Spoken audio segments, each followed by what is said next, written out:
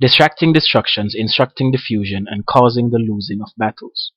They shatter the hope, broken, hopeless, stealing the spirit, leaving souls not soulless, but oh, soulless, able to stay stable. From the internet to the cable, music makes us lose it, and when it comes time to find it, we get frustrated because, well, thinking is too hard.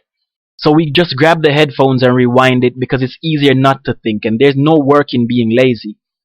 It's more fun to let our brains rot than to do anything amazing, so we don't fulfill our mandates. Instead of staying rooted like mandrakes, we're tossed about in any wind.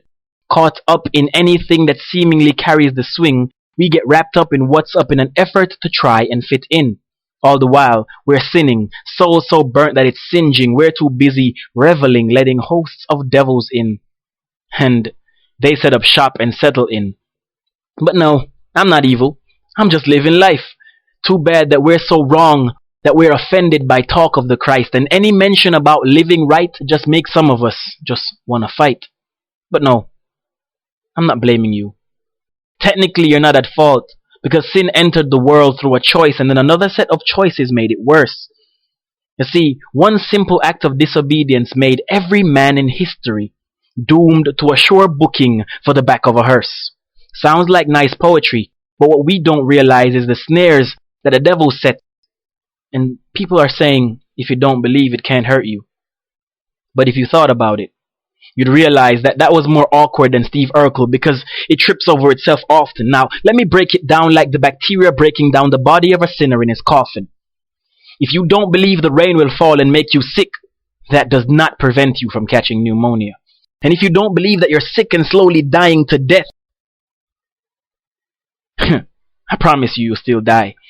Now, saying anything otherwise would be hypocrisy and lies, and I really think it's time we stopped being blinded by our pride because the devil has some of us so bound up in day-to-day activity that our to-do lists have to be calendared just to offer clarity.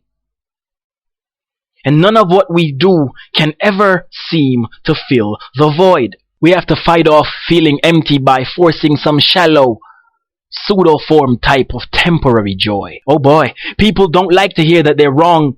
Say, we need to live our life first. And you know, I've heard that so many times, it's like a catchy new song. But it's oversung, and the instrumental is annoying, because human beings are better at making excuses than travel agencies are at filling a Boeing jet. But we don't realize that everything that we do that doesn't include what Christ requires of us is setting fires on us, and we don't have the living water to get the soot and mire off us. So we're stuck being blind, deaf, numb, tasteless, and dumb. Like we've shot all our nerve endings to hell by soaking them in rum. Jesus. I wish we'd wake up and realize that even if you've been spirit-filled and baptized, if you aren't living to attain the prize, then you're in for a very rude and rough surprise, because Jesus does not give free passes to anyone. Especially not after he's been given so many free classes to everyone. Anyone who wants to learn to be a son or daughter of the King can come to learn.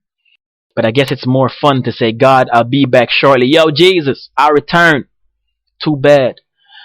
So sad. Now, go off on your own selfish mission, but you may never make it back. Death is hunting us down more serious than heart attacks. So keep thinking your sin is small and that good deeds will cover your debt, because you still owe Christ the right to transform your mind fully from everything listed as sin. And if you have not done it yet, then your life is still bound up in death. And you can probably win the lotto off this one, because your space in hell, now that's a sure bet. I'm sorry if I sound mean, but the Spirit is convicting you to realize what I mean. Now it's up to you to analyze all of your life and make sure you're living clean. Because the Word of God is not partial. And the Lord Himself will not be partial to removing dirt from His sight, like dead bugs from windscreens.